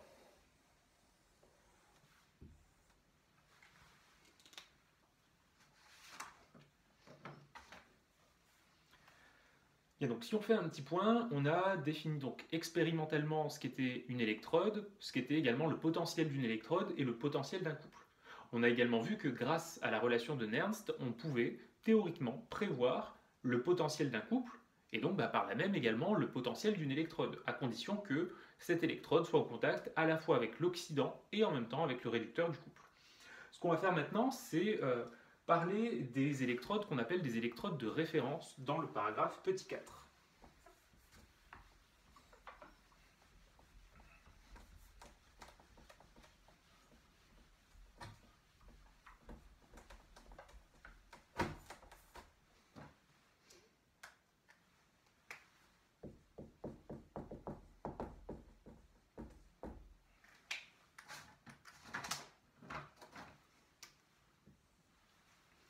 Pour définir une électrode de référence, c'est très simple. C'est une électrode dont le potentiel d'électrode est constant.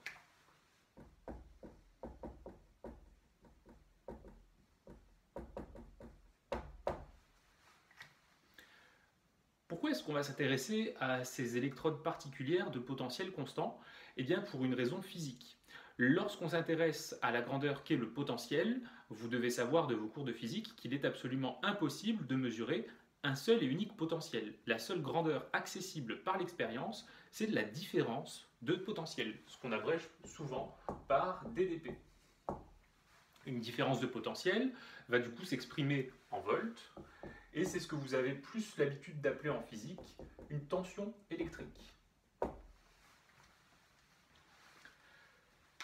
Par conséquent, si on souhaite déterminer le potentiel d'une électrode de valeur inconnue, eh bien, on ne peut pas le mesurer directement. On doit passer par une différence de potentiel, et si les deux électrodes qu'on utilise ont des potentiels inconnus, on se retrouve avec une équation, deux inconnus à l'intérieur, un système qui n'est pas soluble, donc au final, on se retrouve bloqué. La solution, c'est donc de prendre ces électrodes de potentiel constant. Du coup, dans notre différence de potentiel, nous aurons un terme connu, le potentiel de référence, et un terme inconnu qu'on pourra du coup déduire facilement.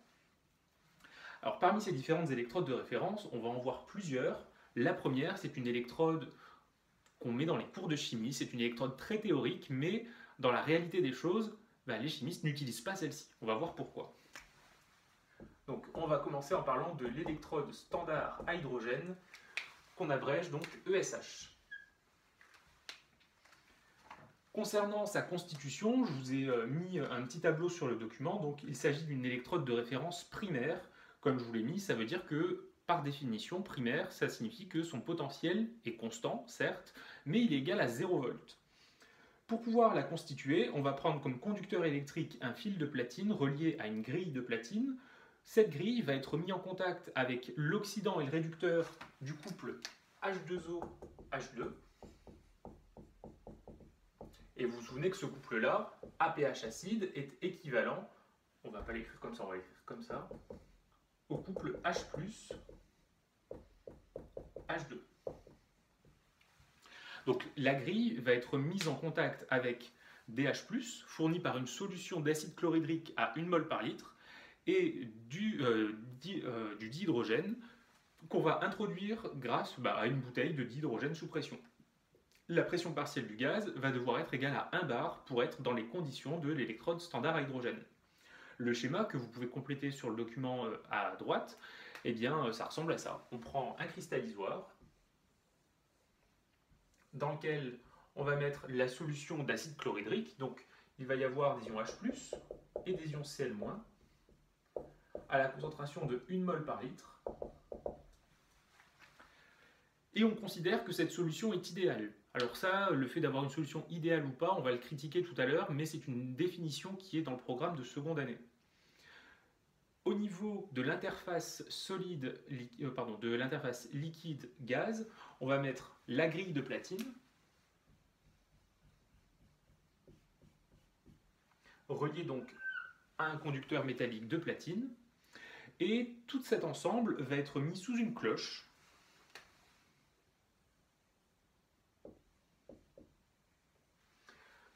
à l'intérieur de laquelle on va faire rentrer à l'aide d'un petit orifice latéral du dihydrogène à la pression de 1 bar.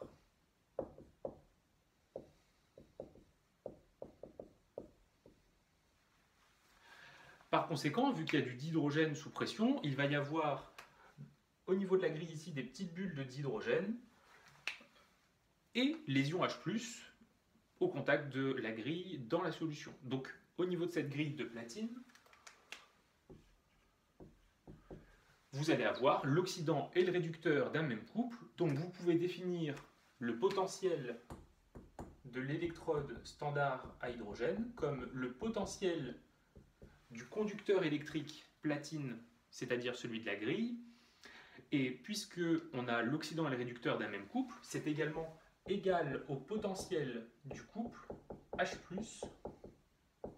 H2. Ce couple H+, H2, si on s'intéresse à sa demi-équation électronique, je vais la rajouter en haut à droite, ce sera 2H+, plus 2 électrons, donne H2. Donc si on utilise maintenant la relation Nernst, on dira que le potentiel du couple H+, H2, c'est le potentiel standard du même couple, plus 0,06 sur 2 électrons échangés, logarithme décimal. Au numérateur, ce qui concerne l'oxydant, H+, c'est un soluté, son activité s'identifie à sa concentration, puissance 2, son nombre stoichiométrique.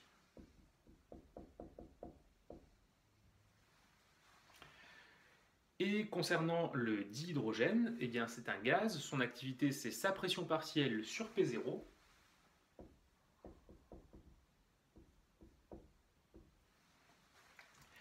Et lorsqu'on s'intéresse à l'argument du logarithme, eh bien la concentration de H+, on l'a juste au-dessus, c'est 1 mol par litre.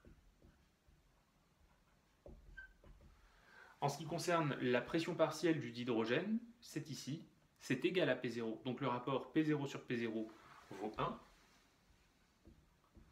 Autrement dit, on a logarithme de 1, donc ça fait 0. Donc le potentiel de l'électrode standard à hydrogène se résume au potentiel standard du couple H plus H2.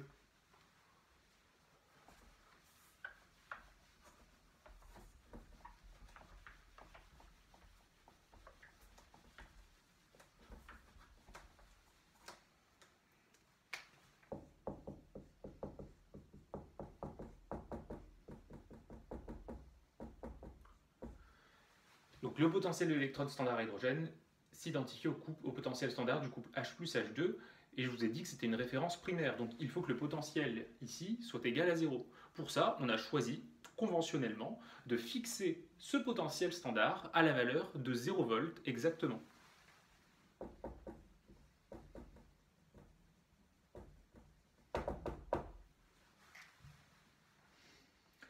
Par conséquent, l'électrode standard à hydrogène, tant qu'on est avec une concentration de H+, de 1 mol par litre et une pression partielle de H2 de 1 bar, eh bien son potentiel est égal à 0. Les critiques qu'on peut formuler sur cette électrode, eh bien tout d'abord sur son utilisation. Le fait d'utiliser un gaz du dihydrogène sous une pression relativement élevée de 1 bar, ça pose problème. D'abord au niveau du réglage de la pression, puisque on a souvent des vis de réglage et des bouteilles sous pression pour lesquelles le débit va être de plus en plus faible au fur et à mesure que la bouteille se vide. Donc ça voudrait dire avoir un système qui règle le débit en permanence pour maintenir exactement un bar. De plus, le dihydrogène, vous devez le savoir, c'est un gaz qui est très dangereux puisqu'il est très inflammable, et donc si jamais il y avait dans la pièce du dihydrogène et une étincelle, eh bien on aurait une explosion. Deuxième critique, la solution qu'on considère, c'est une solution a priori idéale. Dans la réalité des choses, 1 mol par litre, c'est une concentration trop élevée pour avoir une solution idéale, et si on s'intéressait du coup à l'activité des ions H+, on ne pourrait pas écrire comme ce qu'on a vu cette année, concentration de H+, sur C0, mais il faudrait faire intervenir un terme dont je vous parlerai en thermochimie en seconde année, qui s'appelle le coefficient d'activité, qui permettrait du coup de moduler l'expression de l'activité. Donc ça veut dire que les hypothèses de fonctionnement de l'électrode standard à hydrogène, ce sont des hypothèses théoriques qui ne correspondent pas à la réalité. Et pour cette raison, on n'utilisera jamais cette électrode en salle de TP. Bon, alors si on n'utilise pas l'électrode standard à hydrogène, ça ne veut pas dire qu'on n'a plus besoin de potentiel constant, il en faut, on l'a vu, puisqu'on doit mesurer des différences de potentiel. Et donc ce qu'on va faire, c'est expliquer maintenant, détailler la constitution de certaines électrodes de potentiel constant, mais différentes 0 volts. Ces électrodes, on va les appeler des références secondaires, et on va voir ici 3 exemples.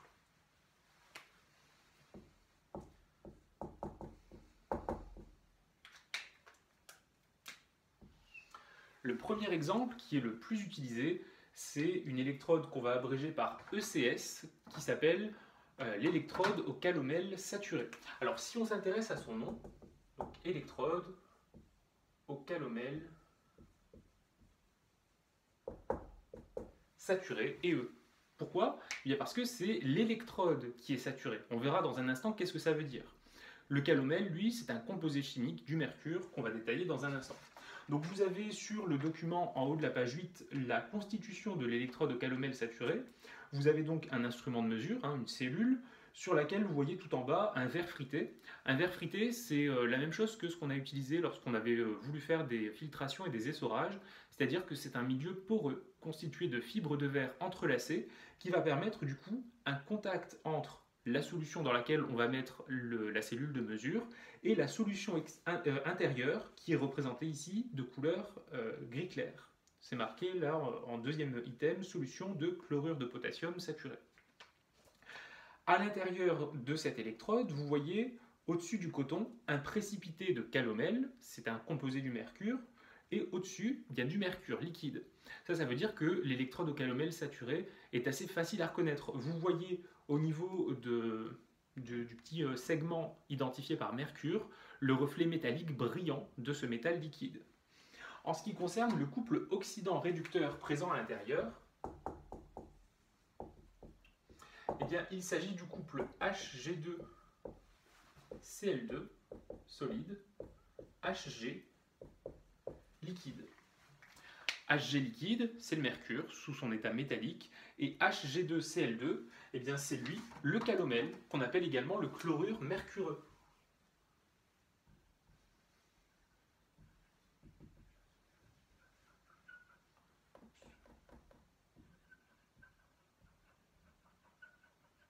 On l'appelle aussi du chlorure de mercure 1.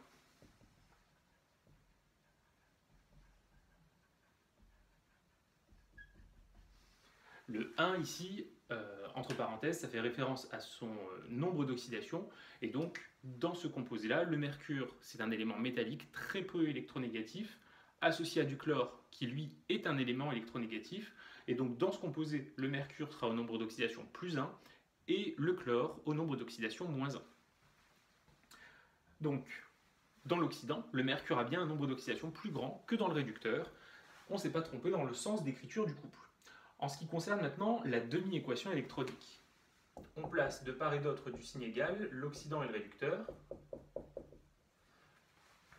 Et on commence par équilibrer l'élément principal, autre que O et H. Bon, ici on a du mercure, il y en a 2 à gauche, donc on va en mettre 2 à droite. Et on a également du chlore. Alors le chlore, lorsqu'on est en solution aqueuse de chlorure de potassium, il va se trouver donc soit associé au mercure, soit sous forme d'ion Cl-.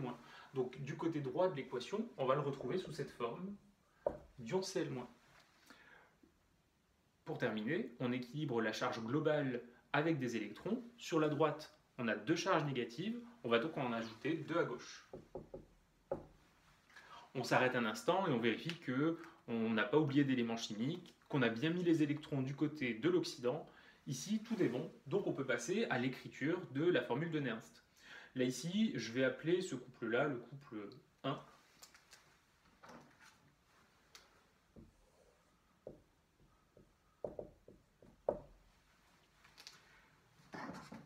Donc, si on essaye de définir le potentiel de l'électrode au calomel saturé, E indice ECS, ça va être égal, par définition, au potentiel d'oxydoréduction du couple 1. Ce potentiel peut être écrit à l'aide de la formule de Nernst comme une somme de 2 termes. Tout d'abord, le potentiel standard E01, qu'on peut trouver dans les tables, plus 0,06 divisé par 2 électrons échangés, donc divisé par 2, fois logarithme décimal. Les activités cotées de l'oxydant Hg2Cl2, le calomel, c'est une espèce qui est solide. On va considérer que c'est un solide pur, et effectivement, lorsqu'on regarde la constitution, on a un morceau de l'électrode, un segment qui ne contient que du calomel, donc son activité vaut 1. Côté réducteur, on a le mercure liquide, il est séparé physiquement du calomel, donc on a un liquide pur, son activité vaut 1. Et on a également des ions chlorure, c'est une espèce dissoute, donc on met la concentration des Cl-, puissance le nombre stöchiométrique, donc puissance 2. Si on réarrange un tout petit peu les termes, on aura donc E01 plus, moins 0,03 log de Cl-.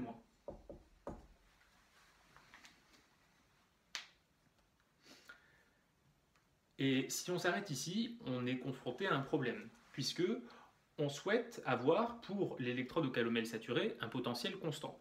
Et vous voyez que l'expression finale, elle fait intervenir une constante thermodynamique, le E0, et un terme qui dépend de la concentration en ion chlorure. On va donc pouvoir dire que le potentiel de l'ECS est constant à la seule et unique condition, donc si et seulement si, la concentration en ion chlorure dans l'électrode elle-même est une constante. Il faut donc trouver une astuce qui nous permet de maintenir une concentration constante d'anion dans une solution, et l'astuce, c'est de prendre une solution saturée. Donc, je fais référence ici au terme que j'évoquais tout à l'heure, la solution de remplissage de l'électrode est saturée, et on a choisi pour la saturer de prendre du chlorure de potassium. On va voir ce qui se passe.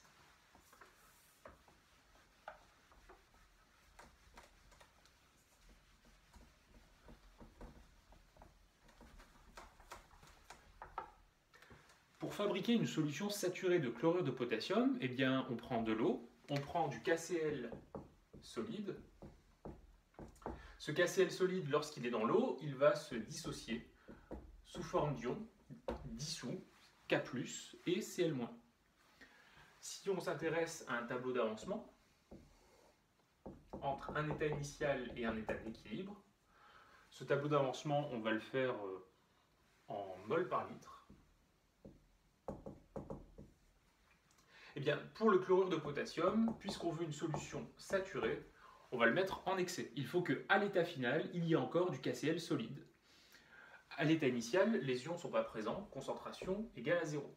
À l'état d'équilibre, ils ont atteint une certaine valeur, la même pour les deux puisque les nombres stoichiométriques valent 1 pour chacun d'eux. Cette concentration, on va la noter grand C. Pour cette réaction, qui est une réaction donc qui n'est pas totale puisqu'il reste du réactif à l'état final, on peut lui associer une constante d'équilibre thermodynamique K0. D'après la définition des constantes d'équilibre thermodynamique, K standard, ce sera égal donc à concentration de K+, par concentration de Cl-, concentration prise à l'équilibre. Donc c'est égal à C carré.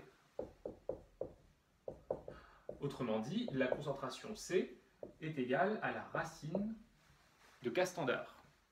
Et puisque cette constante d'équilibre est une constante, comme son nom l'indique, eh bien ça veut dire que grand C est une constante, à condition uniquement que la solution soit saturée.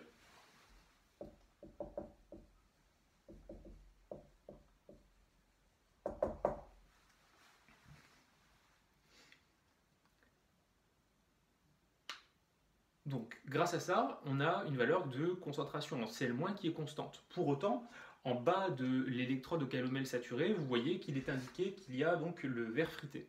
Ce verre frité, c'est un milieu poreux. Ça veut dire que des ions Cl- peuvent entrer ou sortir de l'intérieur de l'électrode. Imaginons que des Cl- sortent. Eh bien, s'il sort, la concentration de Cl- dans la solution de remplissage de l'électrode va chuter. Par conséquent, l'équation de la réaction qui est ici eh bien, ne va plus être à l'équilibre chimique. Le système va lutter contre la perturbation et si la concentration en Cl- diminue, le solide KCl va se dissoudre pour régénérer cette concentration.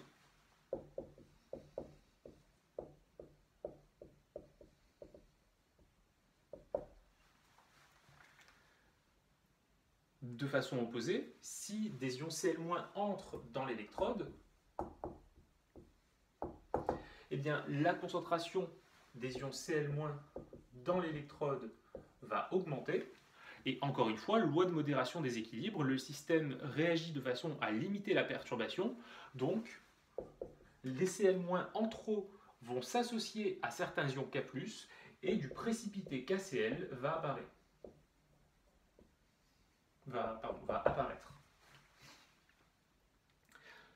Donc ce qu'on dit ici, si jamais ça vous paraît un petit peu obscur, eh bien vous repartez chapitre 1, leçon 2. C'était le tout dernier paragraphe qu'on avait fait, on avait parlé des lois de modération des équilibres, qui était quelque chose d'assez général, à la fois pour la physique et aussi pour la chimie. Pour conclure concernant cette électrode au calomel saturé, eh bien, lorsque vous l'utilisez, d'abord vous analysez sa constitution, vous repérez le mercure métallique brillant pour être sûr que c'est le bon type d'électrode. Deuxième chose, vous devez vous assurer qu'à l'intérieur, il y a du KCl non dissous. Si jamais il n'y en a pas, eh bien, ça veut dire que votre électrode n'est pas saturée et que son potentiel ne va pas être constant. Méfiez-vous, si jamais il y a trop de KCl, peut-être que le contact électrique entre la solution, c'est-à-dire au niveau du verre frité, et le coton qui est représenté sur le schéma, eh bien, peut-être que ça va mal se faire. Donc, tout est dans la modération, il faut qu'il y ait suffisamment de KCl pour le voir, mais pas trop non plus, sinon vous n'allez pas avoir des mesures fiables. C'est déjà arrivé en séance de TP que les électrodes étaient trop saturées et on avait du coup des mesures qui étaient complètement délirantes. Dernier point concernant l'utilisation de l'électrode au calomel saturé, méfiance lorsque vous avez une solution à analyser qui contient des ions Ag+.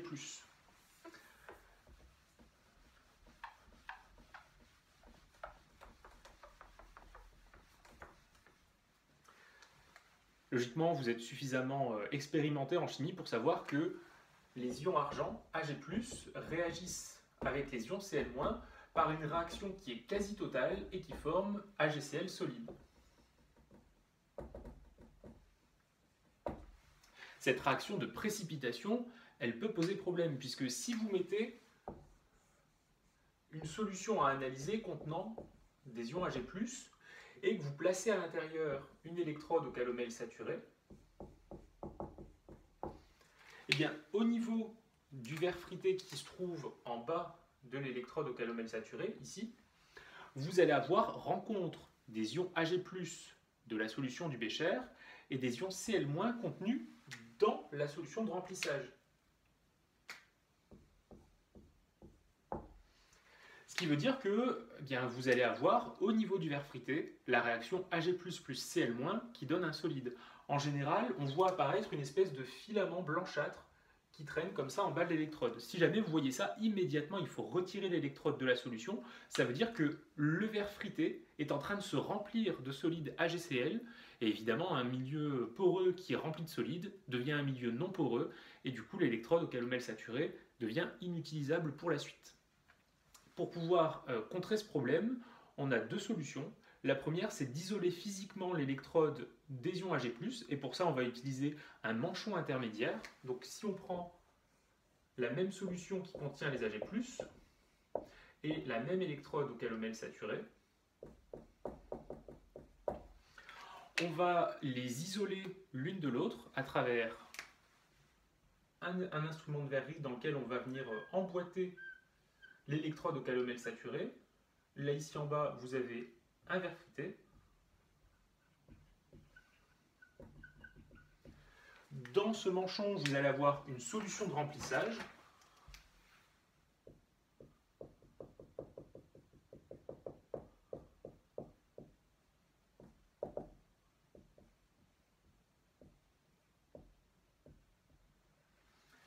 La solution de remplissage, si vous mettez de l'eau distillée, eh bien, ça ne conduit quasiment pas le courant électrique, du coup ça ne marchera pas. Il faut une solution de remplissage qui soit électrolytique, et donc on peut utiliser par exemple du nitrate de potassium, K+, NO3-, pour assurer la conduction du courant entre la solution qui contient les ions Ag+, et l'électrode au calomel saturé. Dans cette situation, eh bien, il y aura très peu d'ions Ag+, qui arrivent ici, donc pas de réaction au niveau du frité de l'électrode au calomel saturé.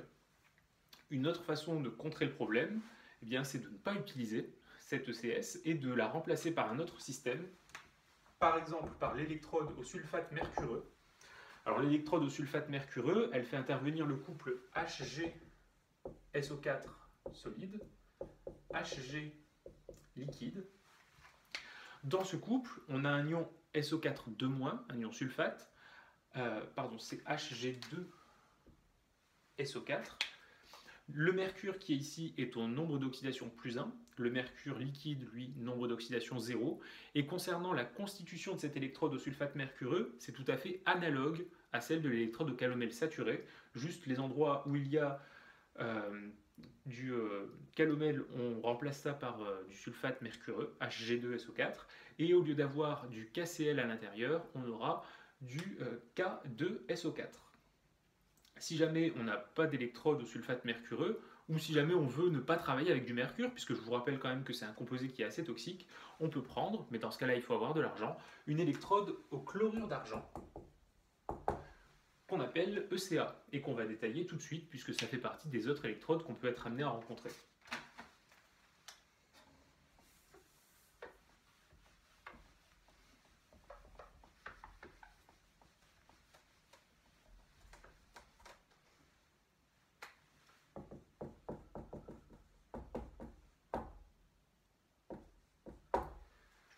Donc pour l'électrode au chlorure d'argent, en page 9, vous avez encore une fois la constitution de l'électrode qui est mentionnée sur le document à droite. Donc vous avez tout en bas une jonction poreuse, donc c'est-à-dire un verre frité, une pastille poreuse qui assure le contact électrique entre la solution extérieure et la solution intérieure de remplissage. Cette solution de remplissage, vous voyez que c'est écrit à droite KCl, donc c'est une solution saturée de chlorure de potassium. Et au niveau du conducteur électrique, vous avez un fil d'argent qui est recouvert de précipité de AgCl. Donc vous avez comme couple oxydant-réducteur à l'intérieur de cette électrode-là, le couple AgCl solide, Ag solide. Concernant la demi-équation électronique, eh bien, si on place l'oxydant et le réducteur de part et d'autre du signe égal, et qu'on cherche à équilibrer, on s'aperçoit, comme on l'avait vu tout à l'heure, qu'on a du chlore. Le chlore, en solution aqueuse, se retrouve sous forme d'ion chlorure, donc on rajoute sur la droite un Cl-. Et pour équilibrer les charges, on va rajouter à gauche un électron.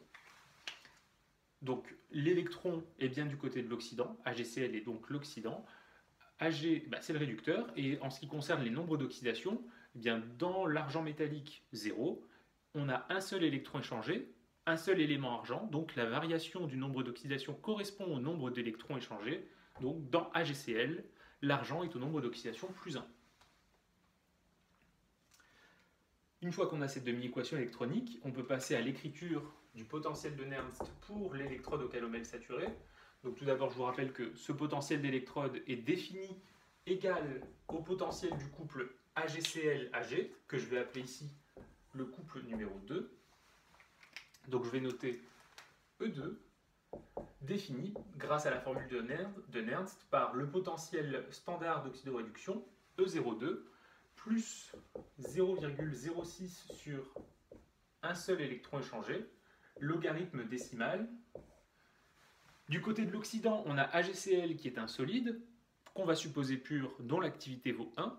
Ça correspond bien à la réalité, puisqu'il ne constitue que la périphérie du conducteur électrique. Et du côté du réducteur, on a de l'argent, qui est l'intérieur du fil conducteur, donc encore une fois un solide pur, l'activité vaut 1, multiplié par la concentration en Cl-.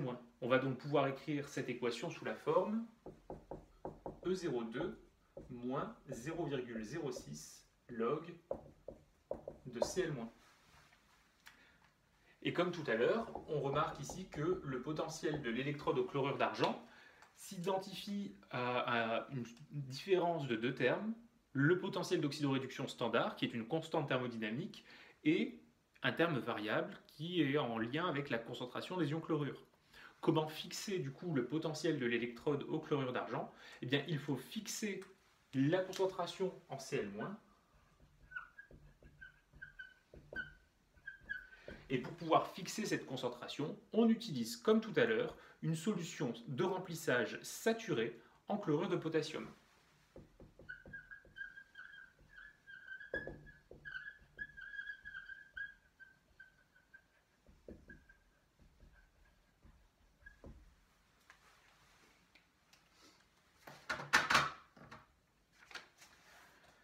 Pour finir sur ce paragraphe grand 2 avec la notion de potentiel électrique, la cinquième et dernière sous-partie,